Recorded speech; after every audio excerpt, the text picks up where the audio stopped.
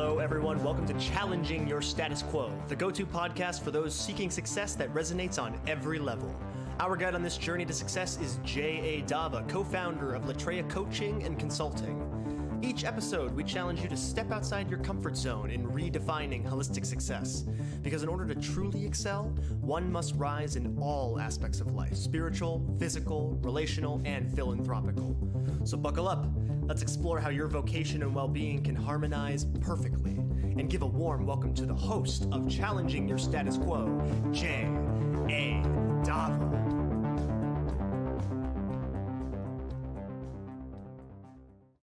All right, everybody, welcome to Challenging Your Status Quo. This is J.A. Dava. Extremely excited about what's about to happen, guys.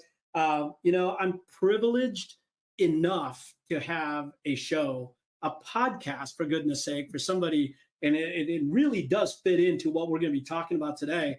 Been in the industry for well over 30 years, and I will tell you that the last thing I thought I would ever be is someone who would be doing podcasts to grow my business. But I will tell you that it has become more than trying to grow my business. It's actually one of my most favorite things that I do in the business today is podcasting. And today's show, by the way, I'm excited about it because it's real life that happened that is coming to fruition, right?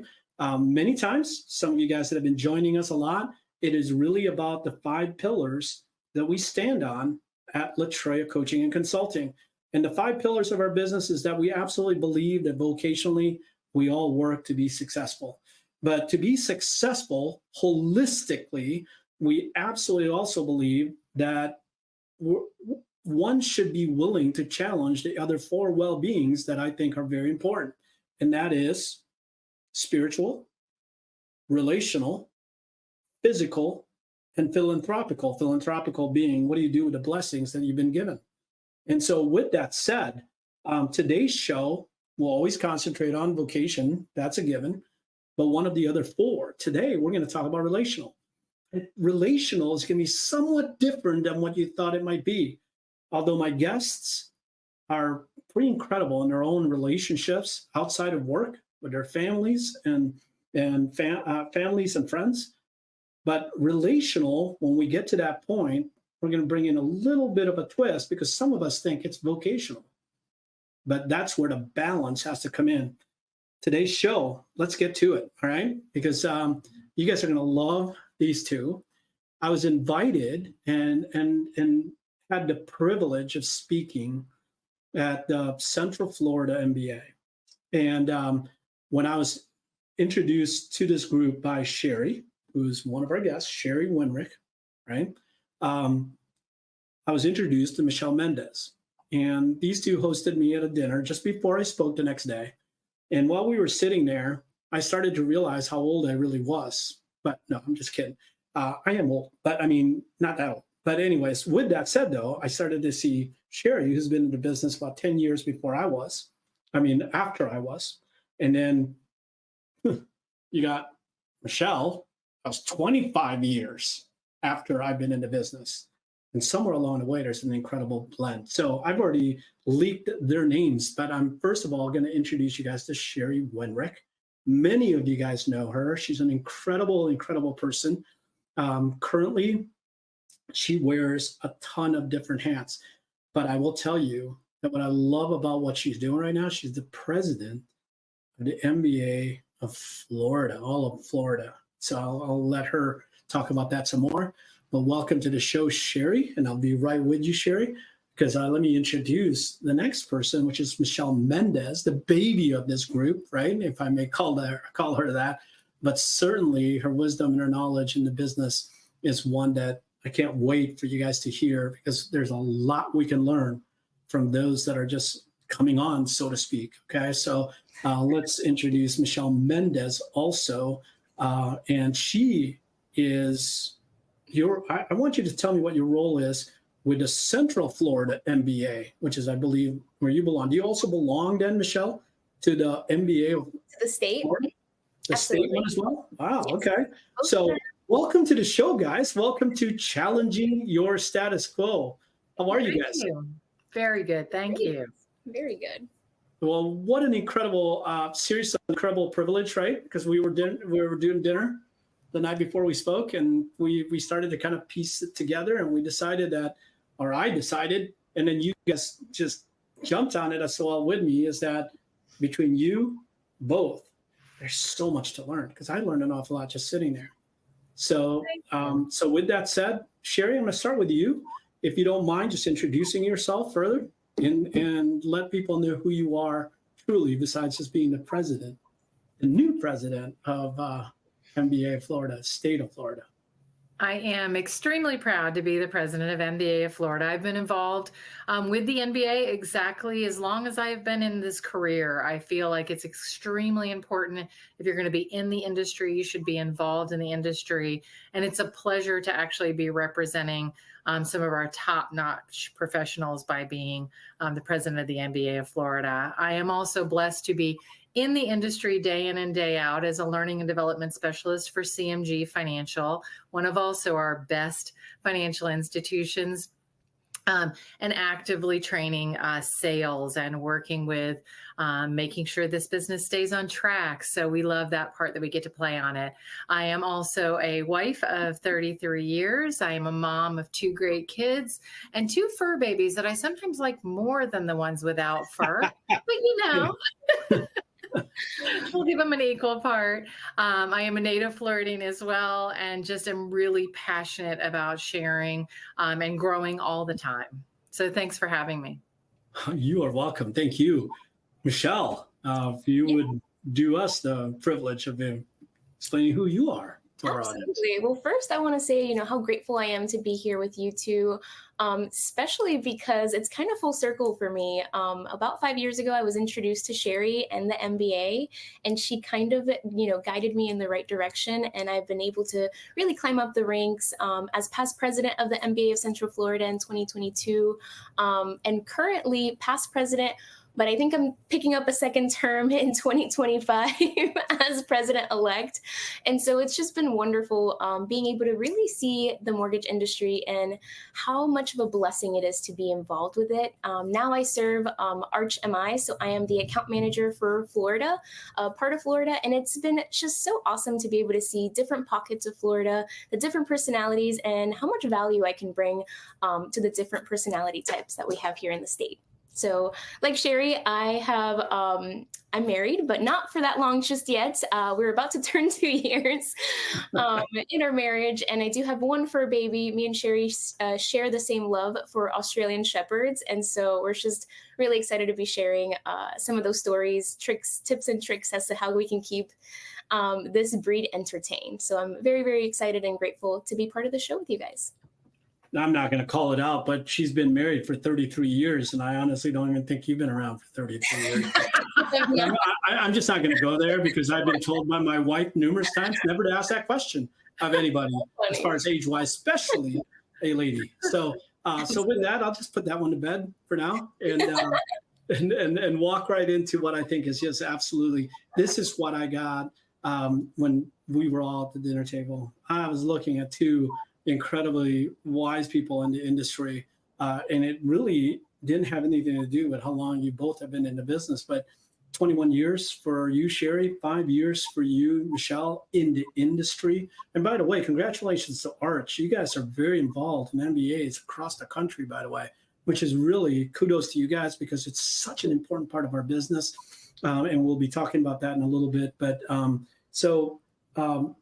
with the distance, when I was sitting at dinner, when you said 5 years, and Sherry, you were talking about 21 years, and I'm sitting there at 30-some years, and I'm thinking to myself, there's so much here. How do you blend someone who's been in the business 5 years, who's I believe you're a millennial? Is that what you would be, Michelle? Yep. Okay, a millennial, and Sherry, you are not a baby boomer, because I am the last of the baby boomers, by the way. So you're more of a Gen X. Is that correct? Okay, correct. So we're categorically a great mixing pot, because what we're going to see some blending in here, and that's what fascinated me about our dinner. So I want to talk to you, Sherry, real quick, as our audience usually generally when they join us, yes, it's about their well-beings, but vocational is a major, major part. You being the president of MBA, I don't have to talk about just your history of 21 years, but you get to see it all. You see the young all the way to those that have been in the business for a long time. I want to start with you a little bit. In 21 years, has business always been the same? Business not only has not been the same day to day, and it changes. And that's the one thing that you can count on in the mortgage business. I'm sure you've heard it said before, is change. And you can choose to look at that in one of two ways. Is it going to be an obstacle or is it going to be an opportunity? And the way that you choose to look at that day in and day out, highs and lows, and also always focused on what the objective is that we get to be part of something that is unique in all different trades, that we actually are a part of the American dream. So taking your eye off of that and getting fixated on the highs, on the lows, and not seeing that as an opportunity. But as you're in those cycles, always making sure that you're learning, always making sure you're surrounding yourself with strong, like-minded individuals to collaborate with. That's what has brought me through those cycles over the years, whether it be great, low, in between. Yeah, love that. Obstacles, opportunities, right? And I'm going to go back to you in just a sec. But as you were just talking right now, in 21 years, can you talk a little bit about what you think are still things that maybe you and I were doing when we first started into business that really, the number one question I get asked as a coach is, Jay, what should I be doing in my business? Or for that matter, some people will say, what technology should I be spending on to run my business? But I want to ask you the question. What do you think most loan officers today should be focusing in on, some of the key activities that maybe have already stood the test of time? I think fundamentally, just to have a success, is you've got to keep an eye on, it is a relationship based. And the method in which you establish and solidify that relationship and maintain those relationships strongly over the years does differ. At one time, of course, we were telephone, and we were, we called it the 5-star sheet. It was a legal piece of paper, and you filled in and you talked, because you certainly didn't want to turn around at the computer and type that in that slowly with those original origination systems. And then we migrate to, but, as we go over time, I think sometimes we actually overcomplicate what we should be focusing on, because there's so many shiny pennies, as I call them, everywhere, and like, what do I do first, and this and that, and the method. Making decisions and staying committed to a method and actually deciding to try new methods and evolving with what needs to be a way to contact the market. I think what I sometimes see is originators will communicate and build relationship in a way that's comfortable for them. And that may not be the newest method, but also may not be the method that syncs up with the population that they're looking to market to or to build relationship with. And so making sure to be cognizant of, I need to communicate in a way and market in a way and create relationship in a way that not only provides value in a way that's comfortable to me, but observing and meeting the needs of who I'm working with. And those struggles are always going to be, you're constantly having to evolve. You're constantly needing to learn, constantly needing to grow. But again, staying with that, pardon the pun, foundation of that people want to be heard. They want relationship. They want to make sure to receive information, receive value, are always going to universally be true. So true, right? Because and that's really what it comes down to. And especially in today's world of AI and everything else, I've even heard loan officers and agents alike that will sit there and say, hey, it's just going to get to the point where we're just all going to be computerized and things can just be done via the computer. Good luck with that. Good luck with that mentality. Because I still really, truly believe in what you're talking about, Sherry. That is foundationally, you better be building these relationships and long-term relationships from from your family, your friends, to your past clients, current clients, even the clients you lost, right? Along the way, maybe through a rate loss or just you couldn't, it wasn't at the right time, those kind of things. And so from a foundational standpoint of relational, this is where I would love for you, Michelle, I want to hear from you a little bit. You're 5 years into it. Now, 5 years ago, the way that people stay in touch with each other is completely different than the telephone. And I just heard you say that, by the way, the telephone. I keep thinking about that long cord in the kitchen, right? Connected to the wall. Dial. Yeah, with the dials. Well, some of us had push buttons, Michelle. Come on. Some of us had like that. So come on. But I actually did have the dial, by the way, too.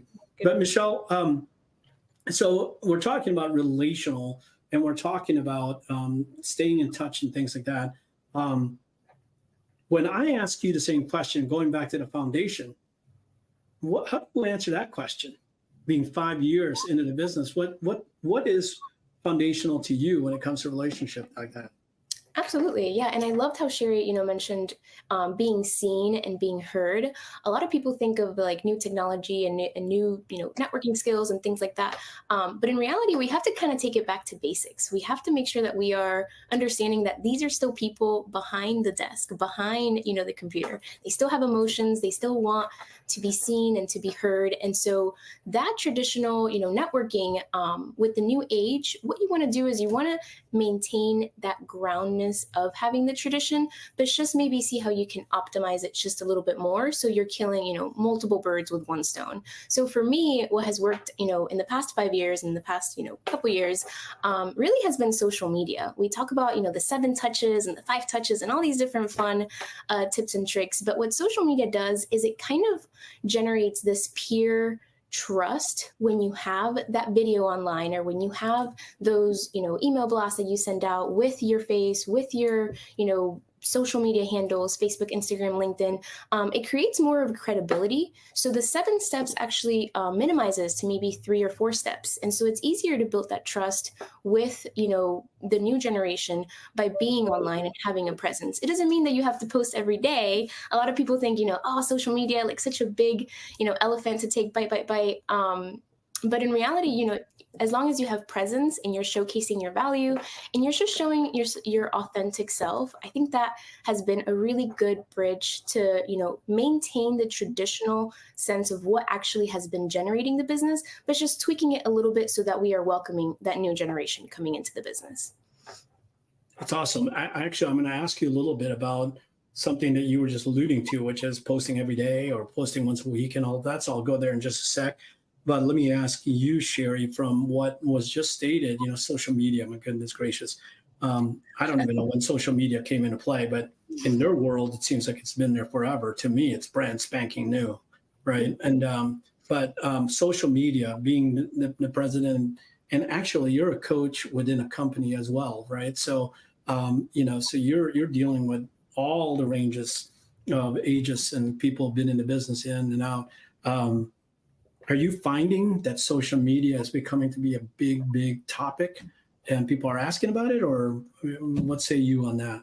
I think a couple years ago, there seemed to be a big push in the industry of, and also too, with the platforms themselves, really advertising themselves as, this is what we could do and this is what we could do. And so people have settled in, but I kind of worry about that, because when you get comfortable they become habits. And your habit of, it kind of goes back to what I was saying before of, oh, well, this is what I've always done. And, I've got a good business, or I have a certain number of loans a month, or, I hear the resistance to it of, oh, I'm just not that kind of person. I'm not as well spoken, or I'm camera shy, or, I don't really know what to say. What you have to do with that, though, is push past it, because there is an undeniable truth that in our world today, especially in our post-COVID world, we're settling into a world that is depending on social media to connect, because people are not coming into offices the traditional ways of even doing the mortgage transaction itself with e-closings and, really people actually even determining value of, do I need to physically go to an office, or what options are available to me with communicating in an electronic way, is something that also has settled into the norm. So if we, in fact, as individuals within that space, have not grown to accommodate communicating in a method that our customers expect, even though we may have an acceptable level based on the base, my concern would be for some of those, and it's something what we're going to address today. Part of the reason why we got together is that either it will come to an end with that current database that is okay without embracing that new technology, or what are you missing right now that you don't even know, which is more important to me.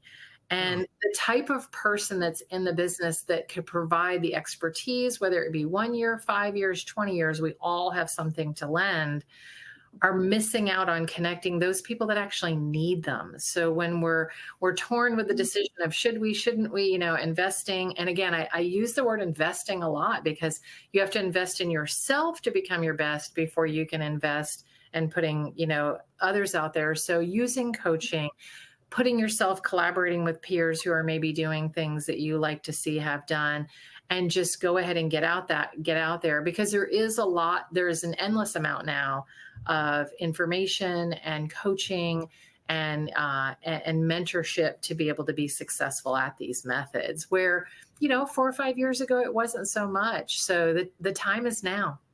Yeah. Absolutely. You're talking about an evolution, right? And you've got to be able to evolve into this whole thing. And I love the fact that you're talking about people with resistance, right? Because if you really look at what's happening in the video world, these are not professional actors, and that's what makes it endearing, is that you actually get to know somebody without having to be at a function with them or meeting with them one-on-one, and how important that is to just, some people will gravitate to that because you've got just a warm person, right? And somebody who I can relate to that guy. And so, and that might win it over. So, Michelle, are you, I will, first of all, let you know that the last thing when we opened up our business, I've been in the coaching business for a little over 25 years, but my number 1 and 2 source of business today is social media and podcasting.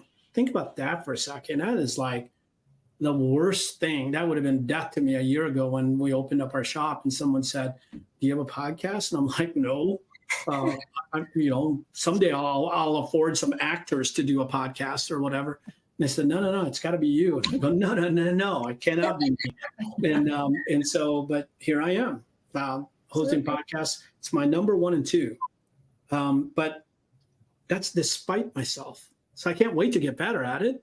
But you mentioned something earlier that I really kind of want to unfold, because that is a question I'm asked a lot, is how often is often enough, right? Is it once a week? Every day during the week? So tell me, you do it all the time. So tell me what your best tip is on that. Absolutely. Yeah. So I would say, it all depends on your target audience. There's multiple goals when it comes to social media. The first initial goal is to grab the attention of your audience, because that will then entail a new conversation. And while you're building that conversation, you're starting to kind of really build that online relationship, with the hopes to take that online relationship outside and in the real world. And so if, your end goal is to meet as many people as you can, you might be posting, every day, multiple times a day. If you are, a loan officer looking to add value, not necessarily just showcase what you're doing on a day-to-day, but really add value as to, income calculators and different things like that. You don't want your audience to be turned off by you because you're posting too much. So quality over quantity has definitely been a good rule of thumb. I think a lot of people get scared of social media because of the reason they think they have to post every day, when in reality, I get a lot of comments like, "Wow, Michelle, you're everywhere." And I guarantee you, social media has helped me a lot with that sentiment, but I am definitely not, in every single networking event, in every single office, in every single branch. I just do a really good job of showcasing what value I bring to the table and how I can spread that to new partners, new clients in the way that I can help them in their business. So that's fantastic. So I'm not doing it wrong when I'm posting every day, as long as Not at all. as long as it's educational, right? So if Absolutely. I'm really doing nothing but talking about myself all the time, that's a little annoying. I think I get annoyed doing that of myself. So but it would be. In fact, Chrisman came out with an article where he talked about social media. If you stay entertaining and educational, those are really good guidance to be going through that. So I love that you did that. And then there's this thing called an online resume. A lot of people talk about it. Are they really posting an online resume? What exactly does that mean? Tell an old codger what that means. What is an online resume, for goodness sake? So I think an online resume is just how you have authentically built your brand and your personal brand throughout the years, And so I have been in a couple industries before the mortgage insurance industry, but all of those things have tied together to like a common goal. So you can kind of showcase your inner motivation, your philanthropic skills, how you're able to really take a team and make sure that they're working together. And so I leverage things like LinkedIn, Instagram to kind of showcase that social, resume, you could say online resume, by really showcasing so many different parts of you that are not necessarily just about the industry that you are selling or, working in. And so if you go on my, LinkedIn, you would, start questioning or start getting curious about all the different things, because I have anywhere from, the Ronald McDonald House to Junior Achievement, to helping, sorority houses get their financials in place. And so I think overall, it kind of makes you a well-rounded person when you're in different types of scenarios and different types of pockets, because it really gives you the opportunity of learning different perspectives. And ultimately, like you mentioned, we're learning every day how to deal with, different consumer behaviors, different avatars. And so the more that you're involved in different groups, the more that you can really help your clients in whatever industry you're in. Yeah. Sherry, have you dabbled into the world of social media in your own personal business, even in the coaching side of your business internally within your company, the social media and the video technology type of messaging? Have you started to dabble into that and probably doing extremely well? So tell me about that. Thank you. Yeah, no, and we definitely do. Where we were at a place in time where training was a live situation, taking actually the opportunity to maximize people's time by doing, web-based training. And that is different in speaking with. And it's something to recognize is that, Michelle was saying, it's not a matter of eliminating meeting someone in person or developing a relationship in only an electronic way. It can actually be a vehicle to get you there. So when you're working with someone, giving them education in electronic format, or you're, going over that all important early financial planning, real estate financial planning, when you're talking to them about a home, still, speaking, sharing the webcam, making sure that, when I have meetings, I tend to say we're in a virtual conference room. That's how we need to look at this. And we're all going to engage and ask questions and, and speak to each other, because it's just creating a space in a different way. But ultimately, some of that can actually lead to even, more attraction to actually engage with that person more than you normally would if you were on a day-to-day basis of seeing them. Because first of all, how many opportunities can you create to see them? But you're able to create that space. But for example, when, we got together, I knew a lot about you and some of your experiences, but not because we had conversations every day, but we got to bond and had conversations virtually by what you choose to share through your podcast, through your postings. When I speak to Michelle, I know the name of her dog. I have never met her dog before. I haven't actually seen him in person, but I feel like I do know him. So it actually enhances those relationships when I feel, as a customer, because I have a loan officer that is posting his or her expertise about a particular topic, making sure to stay top in mind of being that information provider. When I hear someone that has that particular challenge or needs that particular, then there is a visual that comes along with that. And also because I've been able to connect and they've said, oh, I know about that, or they've demonstrated the way they've communicated. So, where I might have to seek out a person, actually constantly providing that value, like you said, making it quantity and quality, and sometimes quality over quantity, just being there all the time. We sometimes miss that in our goals of social media, because if our goal is just post, our goal still needs to be, what is it doing to build and enhance relationships, further existing relationships, and to provide value. Yeah, so that's so true, Sherry. Can you imagine if you were not at all, and you just decide, you know what, I'm a Gen Xer, I'm a baby boomer, I don't need to be involved in that. Can you imagine the missed opportunities, like you just said? You didn't have. I felt like when you and I came together, Sherry, it's as if we never missed a beat in our relationship, right? And there was a long time there where you and I were not in communication, but yet I felt like as soon as you and I started talking, you were asking me things that only because of social media and from a business perspective. So very quickly, if I could, which platform do you use in social media? So are you on Facebook, LinkedIn, all of that? Sherry, which one are you involved in? I am primarily Facebook and LinkedIn, and Facebook I tend to use for more of that personalized, my personal relationships, thoughts and quotes that I share. And then LinkedIn, I kind of do a little bit of both. Obviously, it's a great platform to communicate for the MBA of Florida and our initiatives. Also with the company that I get the blessing of being part of, through social media, being able to go, look, CMG proud for something that, we've done as an accomplishment, where I'd have to pick up the phone and call numerous people or share that great news. I can do that through the social media, or share a thought or a topic we have through MBA of Florida that's very timely. It can really be a vehicle in that way as well, to be able to communicate thoughts. So primarily for me, it is Facebook and LinkedIn. Okay. How about you, Michelle? Yeah, so like Sherry, I love LinkedIn because, again, you get connected into so many different parts of Florida, different parts of the environment. But primarily, I'm on Instagram just because I'm meeting my customers where they are. A lot of people have not, made the jump from Facebook to Instagram, which is okay because I also use Facebook as well.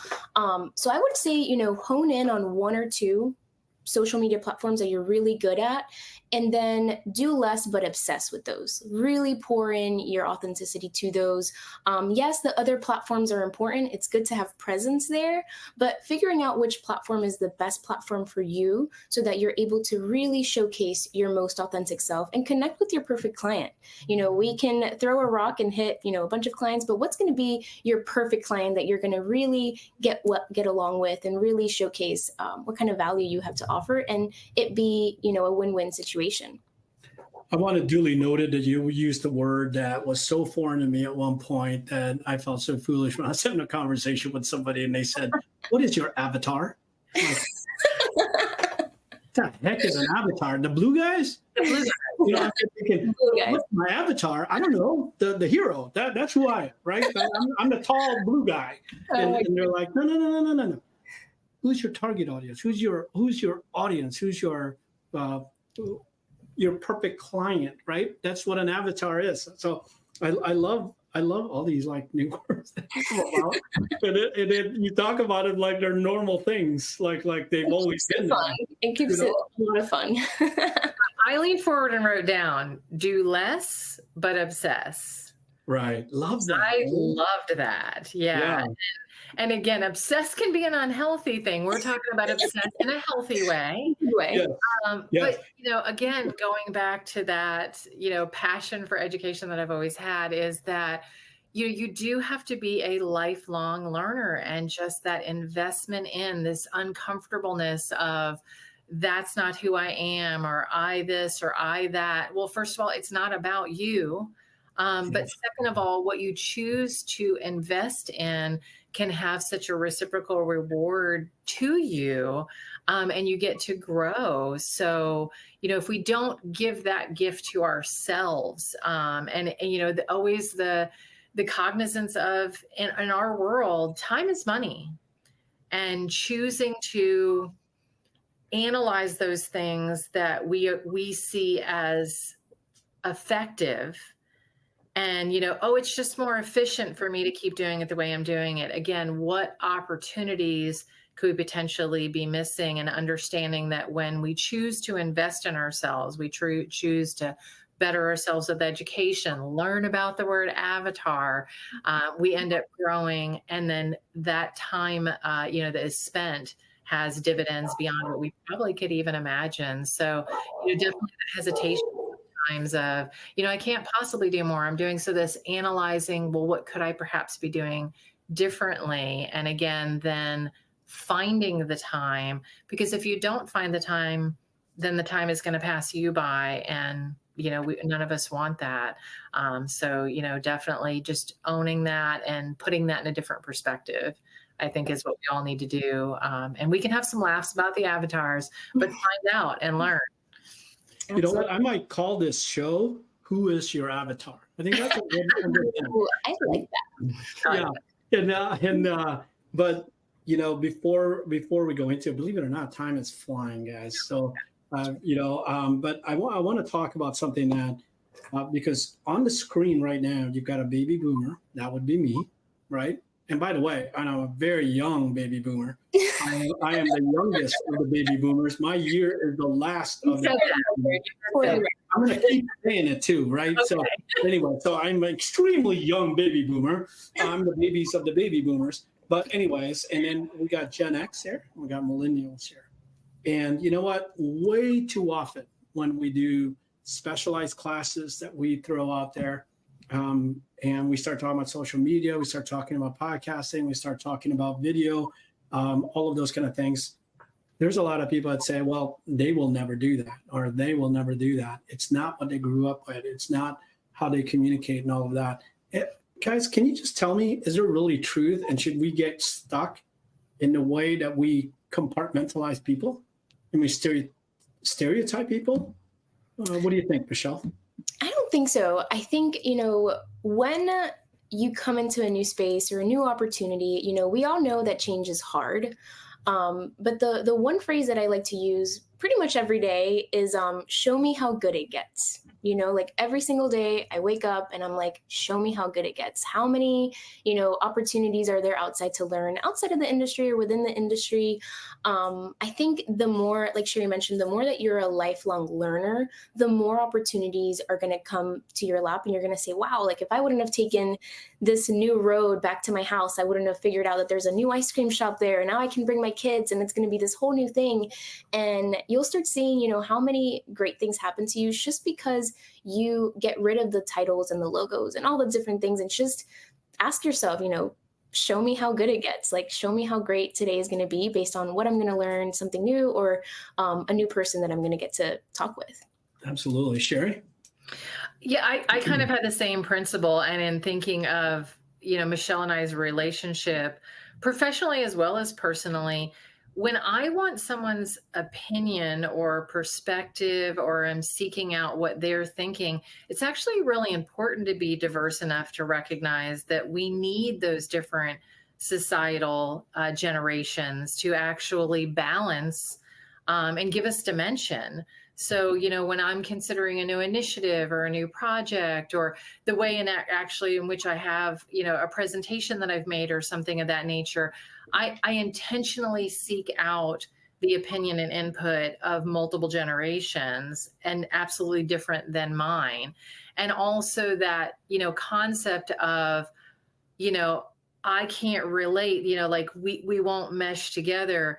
The diversity is actually what makes the whole thing better. And so being able to actually embrace that and see that as that opportunity of actually seeking out those that are different generations, have different mindsets, because they actually don't have that in their normal sphere of influence either. And it actually creates value. So, when we stereotype and say, oh, a millennial doesn't want to talk to me, they just want to fill in an online application, be told that they have an approval. What we are finding in most cases is actually the millennials are actually craving the most to gain relationship and actually, express. And I hear this from one originator in particular I was speaking to recently that, when they actually called as what you would call stereotypically, actually made the phone call and said, it was great for you to fill in an online application. Let's talk about what you put in your goals and things. The millennial said, wow, I haven't had anybody call me. I just figured an electronic bot would write back and say approved or not approved. And it's become that millennial has become one of their greatest advocates of sending business their way, because they're like, look, they're doing something so different. He provided that online application, created that initial value electronically, and then actually using that variety of styles and not stereotyping and picking up the phone actually met a need that millennial was looking for. Same on the other side, we tend to stereotype, the baby boomer not wanting to use electronics. That is undeniable. It is here, and making a stereotype that they would not have presence on social media, or that they would not want to use an online application, or that they would not want to do digital verification of, their income and assets and things of that nature. What's going to be the silent killer with that is you're biased, you're stereotyping that. What they're actually on the other side of that transaction going is, wow, wish they would have provided me something electronic. I want to go see the grandkids ball game. And, my friend that I work with is talking about how their transaction was closed in 7 days and not scanning things. And, they were able to get things all electronically. And I don't know why my lender wouldn't do that. I guess I'm not going to be able to work with them. They don't, have the newest techniques. And that person is completely credible and wonderful and, has all the knowledge and experience to be given the opportunity, but they're taking that away from themselves. So just constantly being open to actually inviting that in and realizing that by actually leveraging and mixing that together, you can provide a value, in a lot of different ways, and just don't limit yourself to that. Yeah, love everything that you guys are sharing. And as we're getting closer and closer to this end, I can't help but be thinking about this other side of it, which is we've been talking vocational, but honestly, we've been talking relational, right? Relationships can occur, whether it's in person, through Zoom, through your video technology, and to your point, Sherry, just by watching enough of what you're, or posting, you're taking the time to do that. Number one, thank you for watching some of that stuff on social media, but it's your investment in a person and getting to know them that becomes extremely important and is so encouraging when you say, yeah, I've watched a couple of yours, and then boom, just make somebody's day that way. But relational well-being is something that is one of the pillars. And one of the pillars that we talk about, with family and friends, and are we investing enough time to make sure that we're well balanced in that? But I want to also talk about and take the opportunity to talk about the relational side of the things that are incorporated into business. We actually met. We're a great example. First of all, we represent different levels of ages here and everything else, but we met at a networking event. Talk about going back to the basics. That's always been the case. Networking has always been a case. And now you guys run, you run these organizations, the MBAs, and you guys have your officers, right? So I want to go back to that basics that people tend to think That's a vocational thing. It's not a relational thing. What do you say to that? What do you say to people who say networking? Yeah, that's just another one of those avenues like database mining, making phone calls, sending out letters, emailing, all that kind of stuff. What do you say to people who still look at networking as something that is old school? Yeah, I think a lot of millennials and a lot of the Gen Zs that are coming into corporate world, Gen Alpha, I think is the next one after them, could really take notes on traditional networking. Nothing is going to beat belly to belly. I can see you, I can feel, I can feel what you're going through. That is just so important, going back to, just being seen and being heard. I think networking is so important. I was so lucky to, collect different mentors that really stressed networking to me.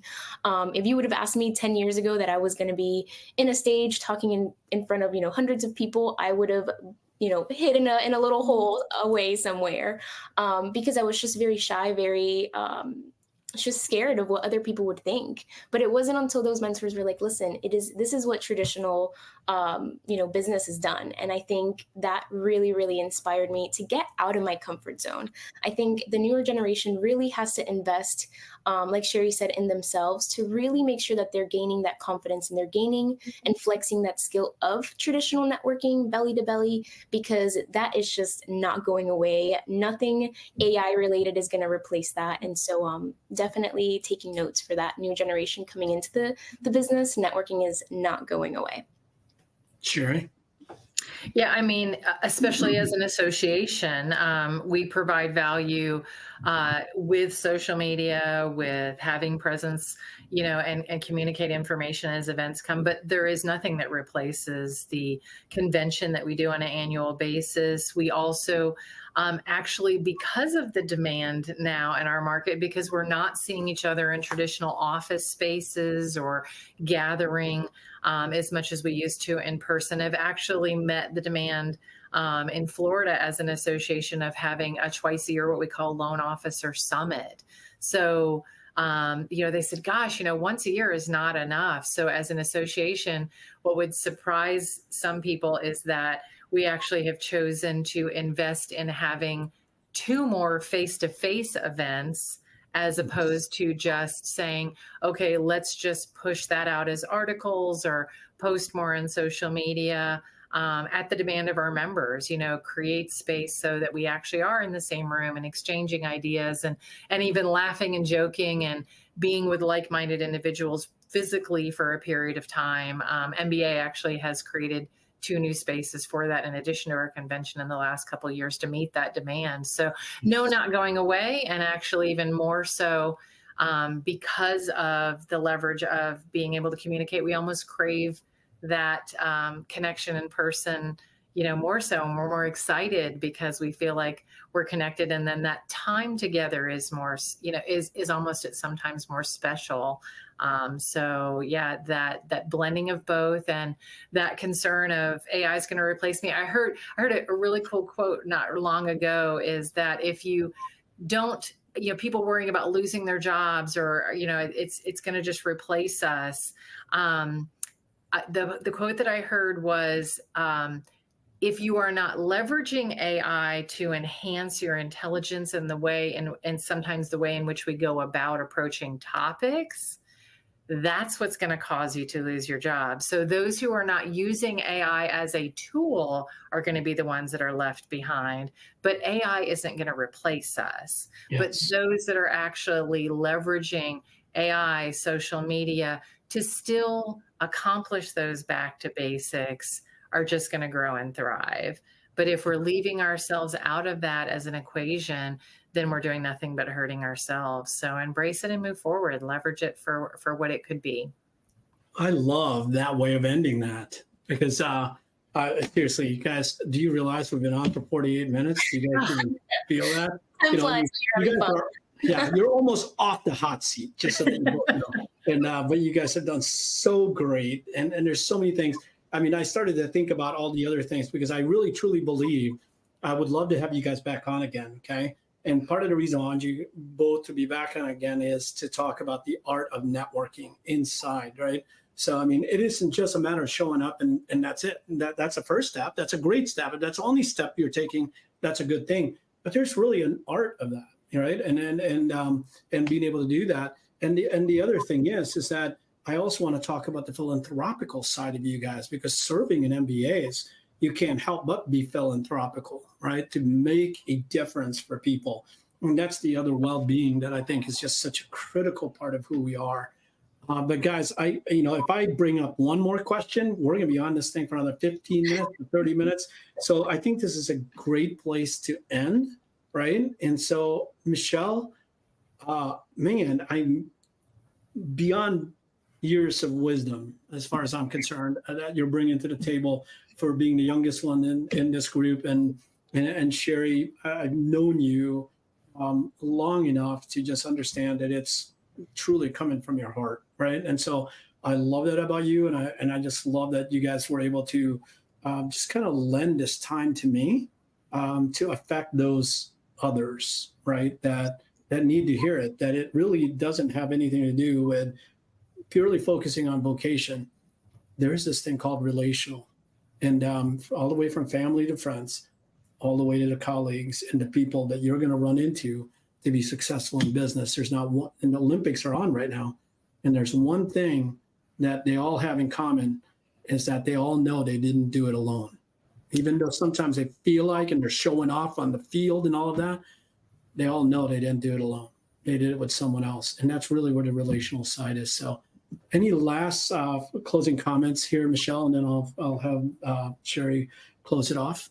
Yeah, I think, it's wonderful to be able to get the new generation in. I think, being able to be mentors to them, they're a little shy at first, but once they get over that, nervousness, I think there's just great assets to any team. They bring such a fresh perspective.